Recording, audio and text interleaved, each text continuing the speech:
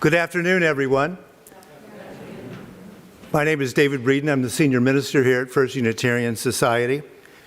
We have gathered this afternoon to mourn the death and celebrate the life of Larry Salzman, who died on September 19th at the age of 85. In our Unitarian Universalist Humanist tradition, we believe in living a good life, and we celebrate a life well lived in the way that someone would have enjoyed it. And I think Larry would have loved this afternoon. We are getting it right. By the way, we are not gaslighting you. We are having some problems with the lights that are blinking, and we have no idea why. As you can see, they're kind of high up in the air. Also, people used to smoke when they came to church. So from the 1950s, we have nicotine above. So it's not a great place to go crawling around with wires. So kind of go with it this afternoon, and we will see how that goes. All right. It was, of course, great to start out with jazz because that was one of Larry's favorite ways to express music, and what a wonderful job they did. In the UU tradition, we light a chalice, which is the symbol of our search for truth and meaning. And so if you will come, please, to light our chalice. And in your order of service are our lighting the chalice words, if you will repeat those with me. In our time of grief, we light a flame of sharing, a flame of ongoing life. In this time when we search for understanding and serenity in the face of loss, we light this sign of our quest for truth, meaning, and community. Thank you so much for doing that. Thank you.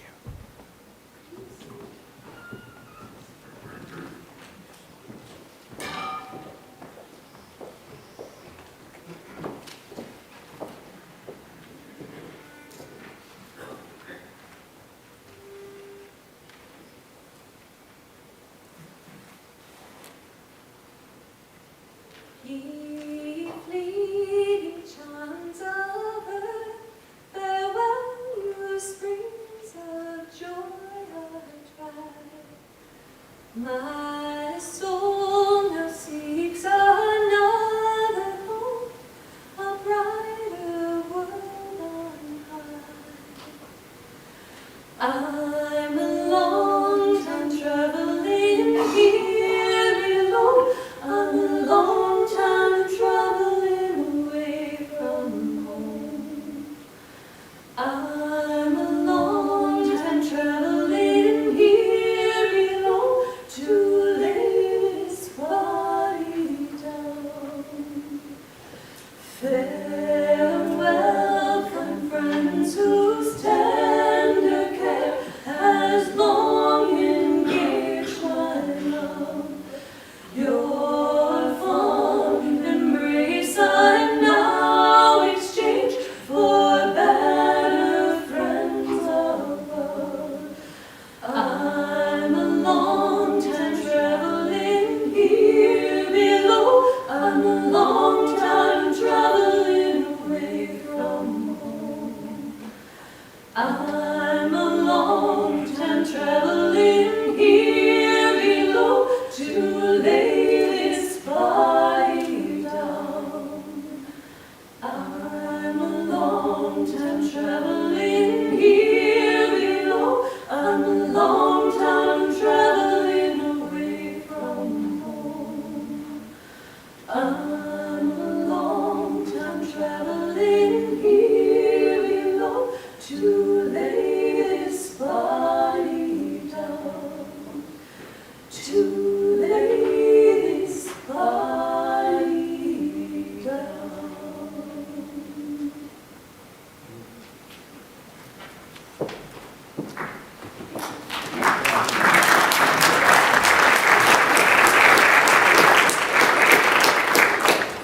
Yes, another thing is we are an informal group, so do feel free to express your appreciation here. We don't stand on too many of those niceties, church niceties. As I said earlier, Larry's was a life well lived. So many talents, so many interests.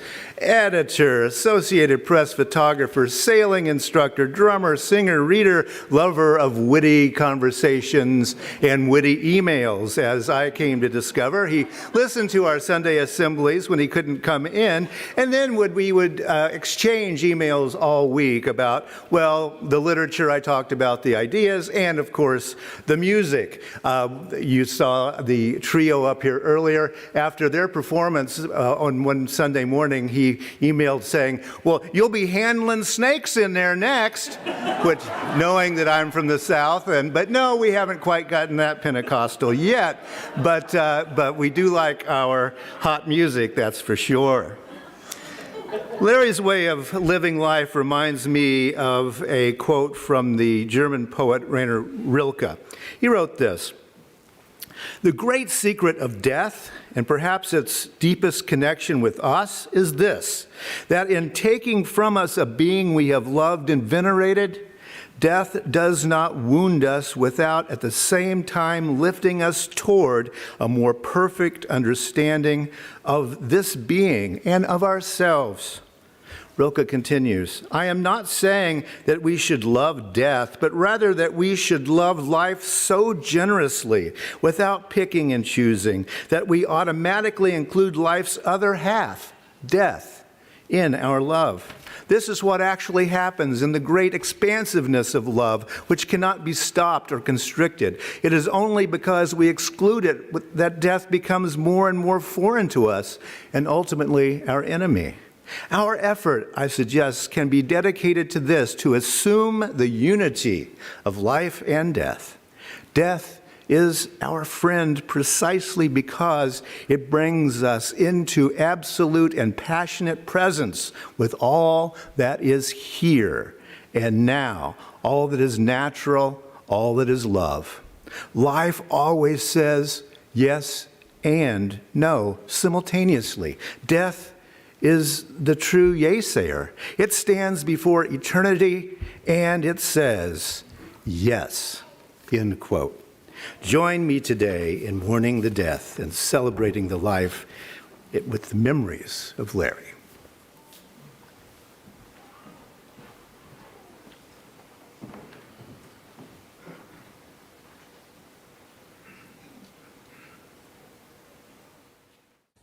I am Tony McCrow. I very much regret that I cannot attend in person today's memorial service for Larry, but this audio-visual recording has allowed me to appear and speak directly to you. Larry was the younger of my two brothers-in-law. We first met in the fall of 1965 in Washington, D.C., where I was paying court to his sister Ginny, and he, I believe, was on a mission from their redoubtable mother Helen up in Minneapolis to assess the character of the British fellow who had recently arrived on the scene. Well, we hit it off from the start, Larry and I. He was friendly, easygoing, and witty.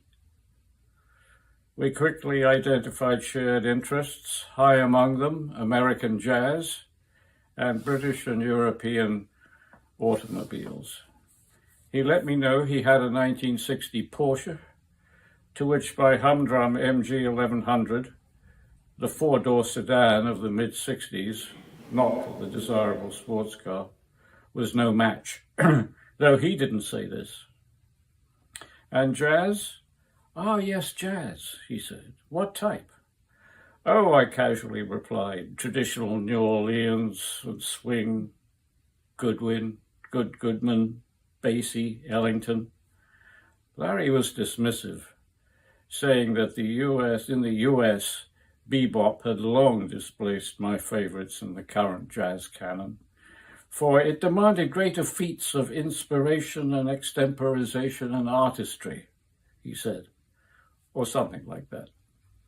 He was categorical about it, and so I paid attention, followed his tutelage, and became a fan of bebop. After his sister Ginny and I married in Minneapolis in 1967, we returned to the East Coast and eventually settled in Connecticut. Yet despite the physical distance, Larry and I developed a close friendship and trust via letters, phone calls, and frequent visits to and fro. Ginny and I would regularly stay with Martha and Larry at their house on Ewing Avenue, where we were always welcomed. Larry introduced me to his friends, drawn from all quarters of his current busy life, as well as his school days at Blake School. Among the latter were George Bodum and Jim Atwood, who had formed a jazz trio while at Blake in the 50s. George on bass, Atwood on piano, and Larry on drums. The trio had been revived as a quartet by the 70s, with some changes in personnel. Bodum had left the area, but Jim was still at the piano and Larry on drums. I fondly remember listening to sessions held in the front room of Larry's house. Atwood remained a frequent presence, and he and Larry continued the jazz sessions. But it is the delight they took in sharing wordplay together and devising American versions of private vocabularies of the likes of the BBC's Goon Show and Monty Python that has stuck with me. It was hilarious, spontaneous comedy. Indeed, his facility with language led him to pursue graduate studies in English at the University of Minnesota, and eventually to secure a post there as an instructor in the Department of Communications. He taught composition and writing, winning admiration and respect for his meticulous yet fair criticism of grammar and syntax, in addition to his nuanced interpretation of thematic content. No doubt Max and Ted and various nephews would attest to this. In the mid-70s, Larry came to the UK when, on sabbatical year, Ginny, our two young daughters, and I were living in Wales. After staying in London with my mother, he rented a car, a nifty Mini Cooper, and drove west to visit us on the first leg of a projected tour of England and Wales, with a focus on sites that had a literary resonance: Stratford-on-Avon, Lichfield, the Lake District up north. After a fortnight on the road, completing his project, he returned to us full of stories, many of which were harrowing in the moment, but became funny and memorable in his telling. He was a gifted raconteur. Here are some examples variously. His discomfiture at eating fish and chips served in newspaper, whose grease coated his throat and hands, stained his jacket, and turned his stomach. His loss of a shoe, caught between the lip of a platform and the door of a railway carriage after parking his car to attend a rugby match. He had to let the train go and find a porter to jump down onto the track to retrieve it. And, having noticed an early edition of Wordsworth behind the window of a bookshop in Grasmere, he entered at 11:59 a.m. in the morning to ask the owner if he might inspect it for purchase, only to be told that the shop closed at noon and would reopen at 1:30, and he could return then if he chose to do so. Say no more. In the decades that followed, the birthday of the Salzman family matriarch Helen presented the opportunity to focus pan-family reunion on it every 5 or 10 years. And so various sites selected throughout North America were our travel destinations. British Columbia, northern Minnesota, South Carolina, and more recently, since her death, Nebraska and St. Paul. After usually assembling in Minneapolis with our respective families, Martha and Larry, Ginny and I would set out on these journeys by car, where intimacies were soon developed.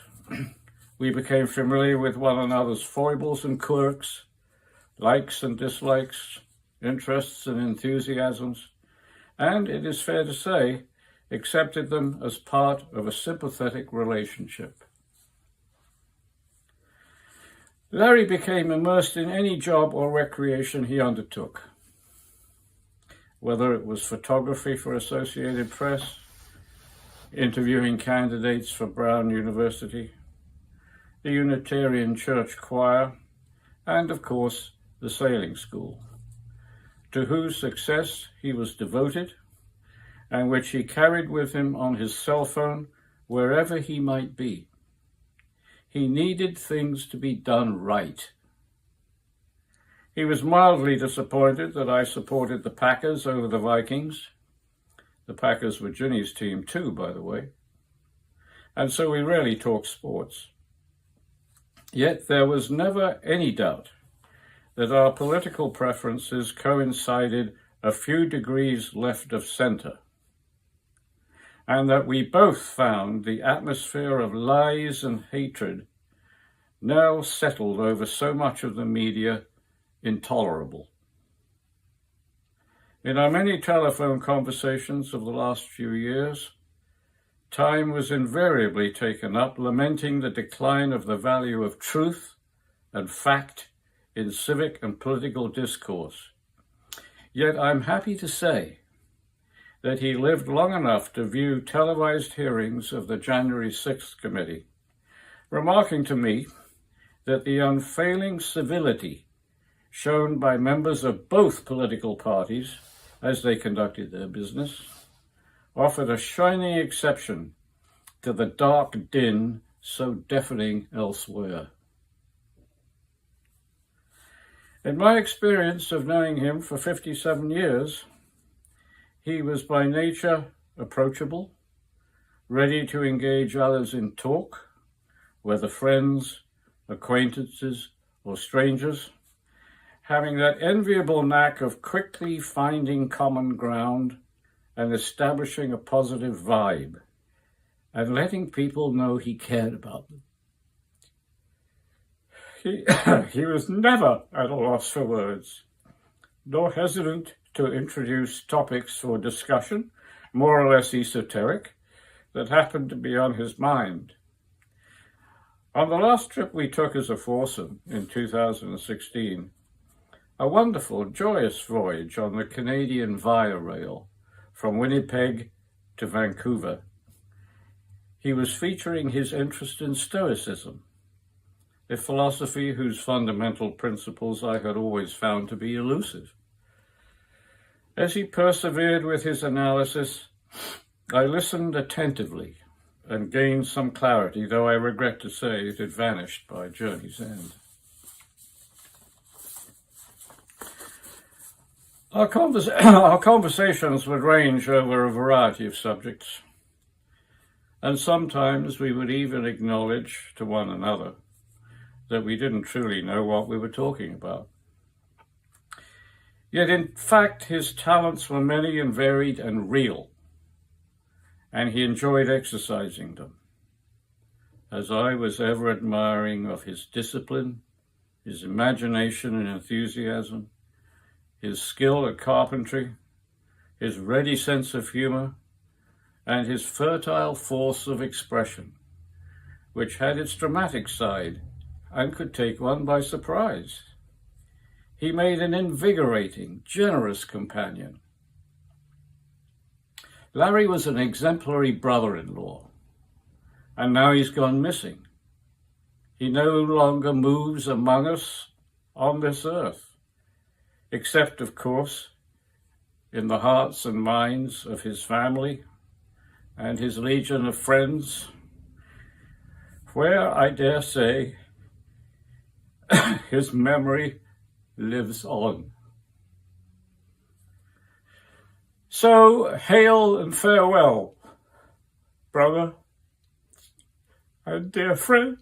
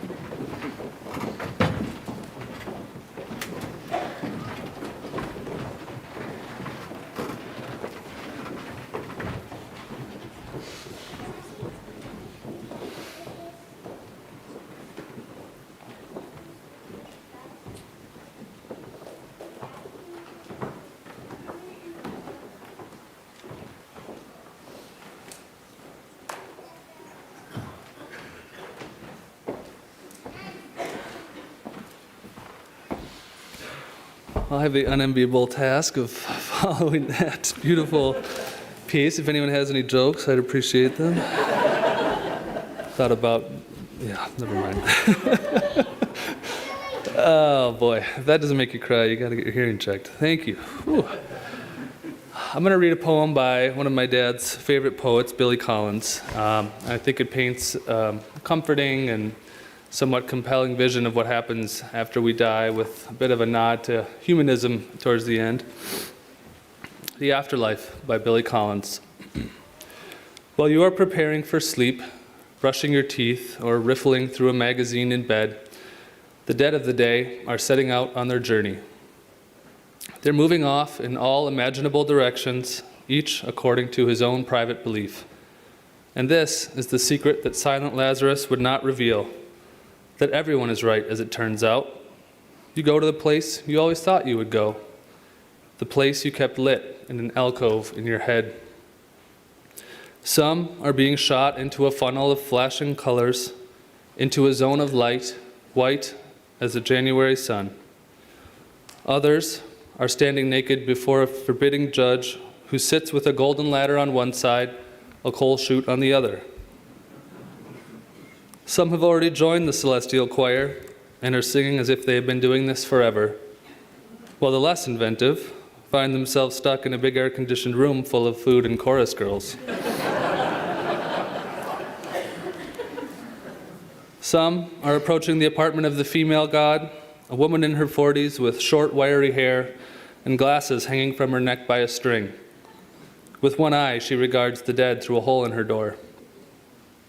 There are those who are squeezing into the bodies of animals, eagles and leopards, and one trying on the skin of a monkey like a tight suit, ready to begin another life in a more simple key. While others float off into some benign vagueness, little units of energy heading for the ultimate elsewhere. There are even a few classicists being led to an underworld by a mythological creature with a beard and hooves. He will bring them to the mouth of the Furious Cave, guarded over by Edith Hamilton and her three-headed dog. The rest just lie on their backs in their coffins, wishing they could return so they could learn Italian or see the pyramids.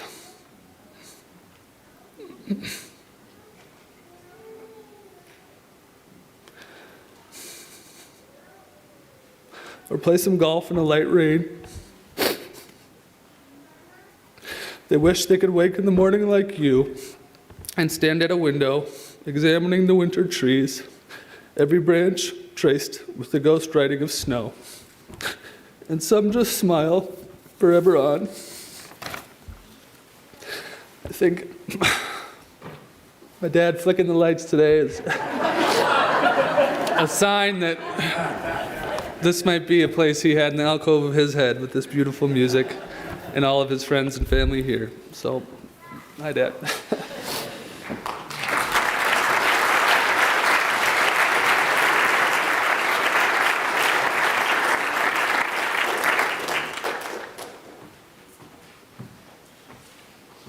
That was supposed to be the break so that when I got up here I would be composed, but that didn't help very much, Ted. If I were a betting person, I would not have bet on my marriage to Larry. There was little in our coming together that would have indicated a long and happy life together. I was in my early 20s and Larry in his late 30s when we met, an almost 16-year difference. I had been living the hippie life the previous few years, and although my heavy partying was behind me, I was still drinking too much and working in a meaningless job with no plan or vision forward. Larry, on the other hand, was taking courses for his PhD in English literature, enjoying a job in the scholastic department at the University of Minnesota, advising undergraduates, taking photos for Associated Press, and playing jazz with friends in his spare time. The only thing we had in common is that we liked to head over to the Viking bar in the late afternoons after work. He would be there with several graduate school friends. Their conversations were equal parts academic and witty repartee on any number of topics. I was enthralled by such a sophisticated group. I was flattered when Larry took an interest in me, and we soon found ourselves seeking each other out for long conversations. We certainly fit the trope of the older man, the father figure, who helps the adoring young woman find her way. He encouraged me to get back into school to pursue a degree in American Studies, and over the next 5 years, we lived together and we grew up a little. I say we because even though I thought Larry was sophisticated, I did come to learn that he wasn't exactly mature. One could argue that he was still working on that. It wasn't until I graduated that we had serious conversations about marriage and children. We separated for a while when Larry couldn't commit to either. We weren't very good at being apart.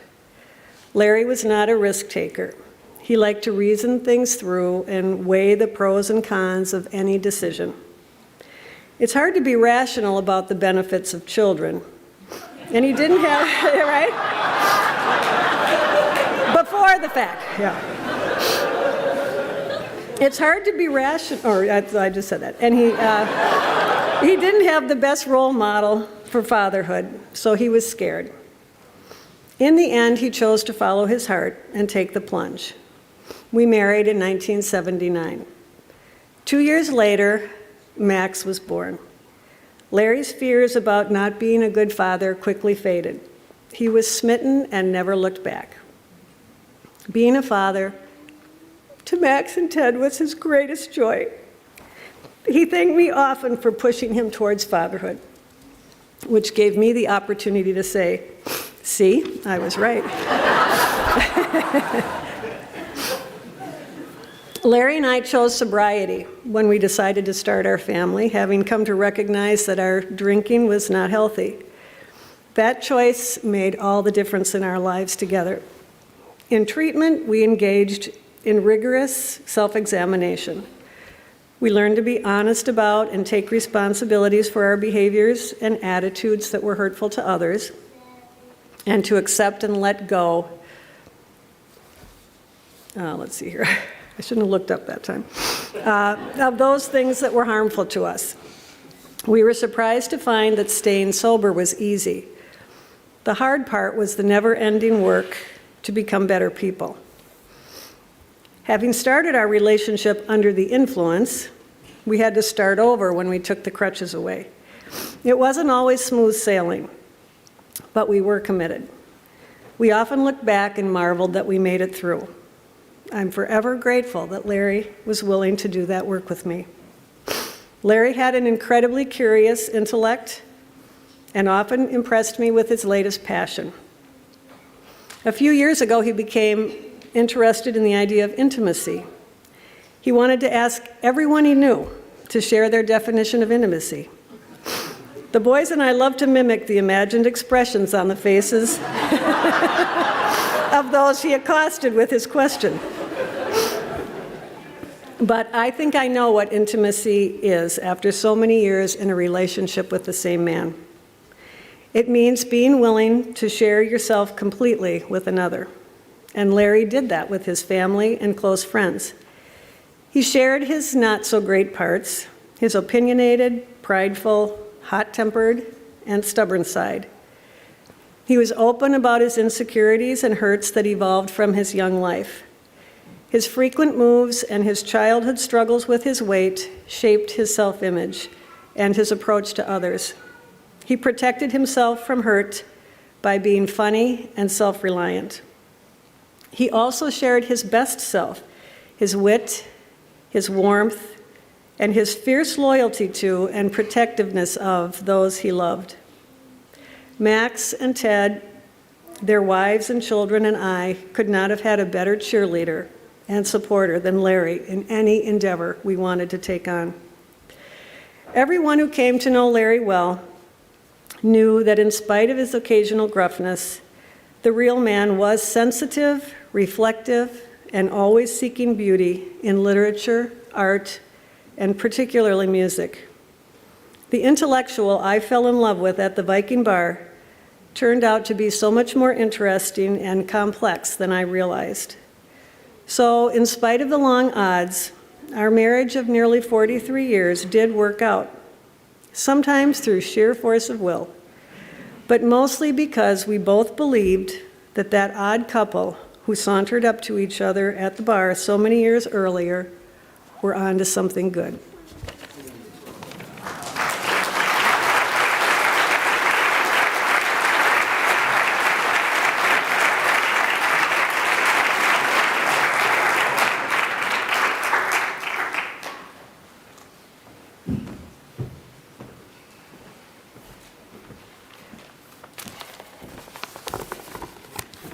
I put this here for a reason. You can imagine my horror as I saw my dad sit next to Julia and proclaim his newest interest, discussing intimacy. This is not something you ever want to hear your father say to your wife, or anyone for that matter. I tried to change the subject quickly. How about those Vikings, Dad? But as he laughed and continued, I realized he was being sincere. He wanted to know why people inherently have difficulty sharing their feelings and emotions with each other, obstructing a closer connection, an intimate experience. My concern eased as Julia and Dad slipped into easy conversation. Dad was a critical thinker, a problem solver, an incredibly hard worker, a devoted husband, father, and grandfather. Attributes that had a huge impact on Ted and me. And most importantly, he was a person who viewed life through a comedic lens. He loved humor, including at his own expense. And so today I hope to celebrate him by sharing a few of the anecdotes that provided laughter and entertainment in our family over the years. Dad was interested in so many things: sailing, golf, chess, tinkering with his Porsche, jazz, choral music, and philosophy, to name a few.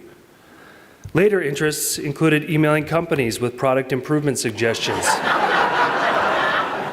emailing Julia's choir directors with music suggestions, emailing his sons with inappropriate joke suggestions, and of course his greatest interest of all, searching for a replacement to the mysteriously discontinued Costco mango salsa.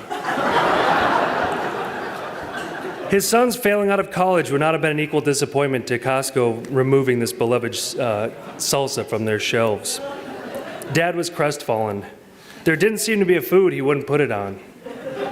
As mealtime started, he would often ask the table, "Have you all tried this mango salsa?" "Yes, Dad. We've all tried the dang mango salsa." It was special. It had its own seat at the table. When he finally retired at 80, he rededicated his time and resources to searching for the missing salsa. From calling distributors to scouting supermarkets near and far, he was on a mission. When it finally became clear that the salsa was really gone, he took matters into his own hands. From mixing jars of this brand with that brand to altering recipes he found online, Dad came close enough to be able to find joy in life again. Most philosophers spend their days searching for answers to fundamental questions, and my dad was no different. He did find the answer to his most fundamental question. There is no equal to Costco mango salsa. Dad would often share his current interests and passions, and at times try to model his life after them. A chessboard with a half-played game would decorate a table for a while as he analyzed various moves and strategies. While reading books on the virtues of Buddhism, small Buddha statues would start showing up around the house, including the bathroom, where the majority of his meditating occurred. One of his recurring discussion topics was Stoicism. The Oxford Dictionary defines Stoicism as the endurance of pain or hardship without the display of feelings and without complaint. Many of us in this room know that was still a work in progress for Dad. He didn't really hide his emotions. I'd call him often on the phone, and as the phone was ringing in my ear, I'd be thinking, "Don't say how's it going, don't say how's it going. Oh, hey, Dad, how's it going?" He would calmly reply with, "Well, do you really want to know?" Or, "I'm up and taking nourishment, so that's a good start." At this point, I'd usually hear my mom yell, "Oh, for Pete's sake, Larry, just say you're fine." Dad would unapologetically describe, with detail, his current physical ailment or most recent concern about the world. People usually got more than they bargained for. While we joked about this trait, it was actually something I admired about him. He shared his feelings with people and didn't shy away from difficult discussions. People knew where they stood with Dad, which I believe is as important a virtue as any. While not the most patient person himself, Dad made it apparent he was trying to teach us boys that skill. We would spend hours upon hours in the van with him, shuttling boats and sailing school items back and forth to the farm. While time in the van meant we could catch up and talk, this came at a cost. Dad had a medical anomaly. His jaw muscle was physically connected to his foot. Opening his mouth would remove his foot from the accelerator pedal. The more he talked, the slower we drove.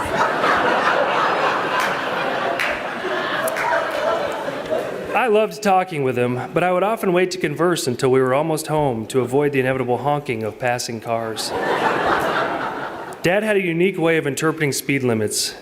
He could easily read the sign and subtract 5 to 7 without thinking. He could tell how fast he was going from the sound of the engine RPM, a skill he claimed to have honed while racing his Porsche on the track. In those slow moments in the van, I would try to remind him of those racing days in an effort to get him to speed back up. This, of course, was a gamble because memory lane led to talking. I may not have realized it then, but Dad was helping influence my future in a positive way. It was during those trips that I really solidified my career choice to be a pilot and have the ability to fly 500 miles per hour in a straight line to my destination.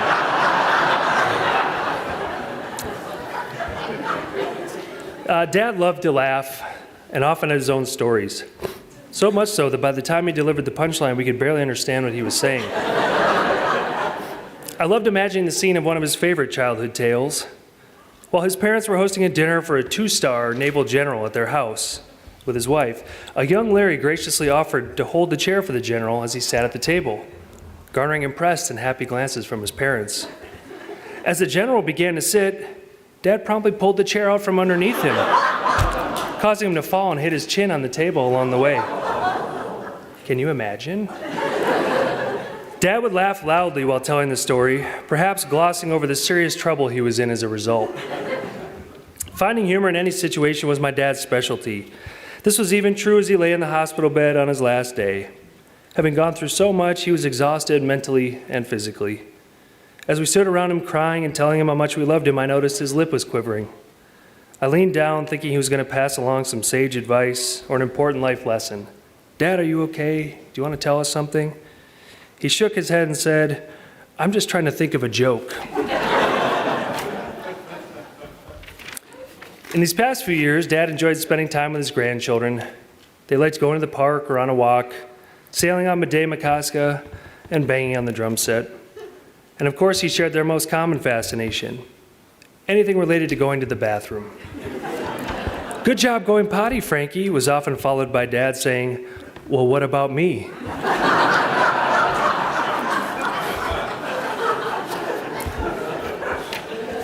When Hattie visited him in the hospital, he was so excited to show her the book about flatulence, complete with sound effects he had just received from his nephew Mark. They both laughed at glee, 2 kids at heart. He was unaware of the disapproving eyes my mom was aiming his way. Or maybe after 40 plus years, he just knew how to avoid them. A skill I'm still trying to master. Is she looking at me? My dad did his job. He raised his family, he left a legacy. He and Mom provided for us and ensured a secure future. I will miss spending time with him playing golf, driving the Porsche, and screaming at the TV as yet another Minnesota sports team ripped our hearts out. He was a wonderful father and friend. Dad was a person I called with questions. I always looked forward to his greeting, hey, me boy.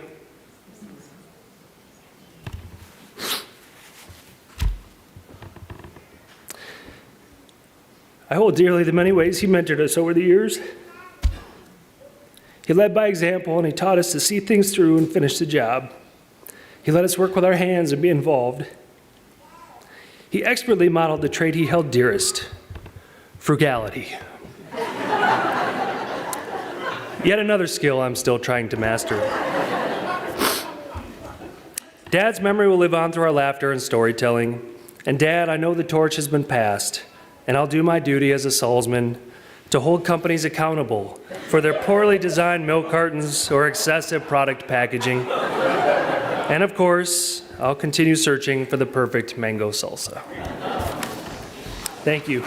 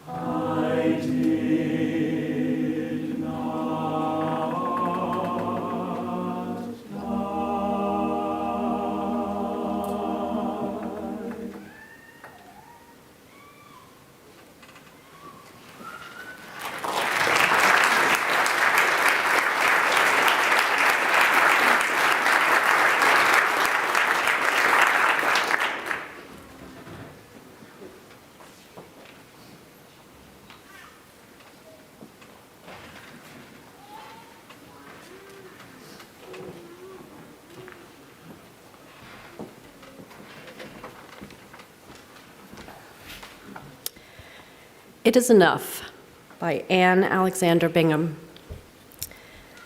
It is enough to know that the atoms of my body will remain, to think of them rising through the roots of a great oak, to live in leaves, branches, twigs, perhaps to feed the crimson peony, the blue iris, the broccoli, or rest on water, freeze and thaw with the seasons. Some atoms might become a bit of fluff on the wing of a chickadee, to feel the breeze, know the support of air, and some might drift up and up into space, stardust returning from whence it came. It is enough to know that as long as there is a universe, I am a part of it.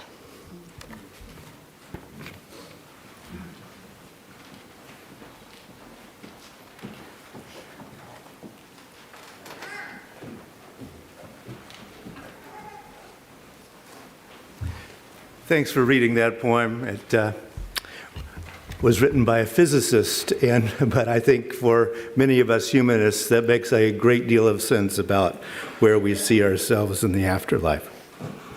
The concentric circles of our lives, we are all so much more than our obituaries. We have celebrated Larry today in word and in music. His life touched so many lives. We now go downstairs for some food and some conversation and to continue enjoying and celebrating and mourning the life and death of Larry Salzman. If you will please extinguish the chalice now. Yep, thank you for doing that wonderful job. Thank you. And if you will repeat with me, the words are in your order of service.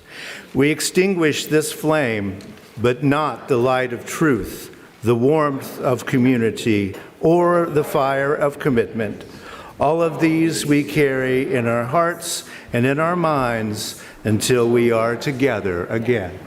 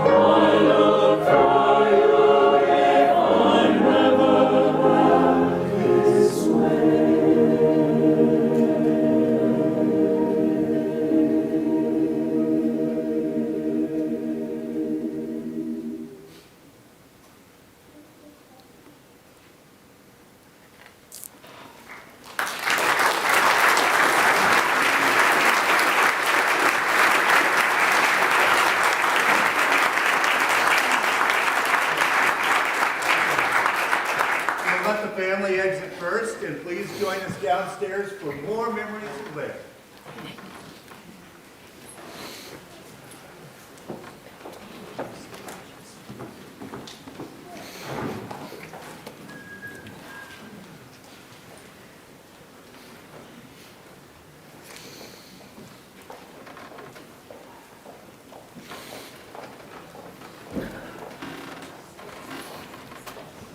Thank you.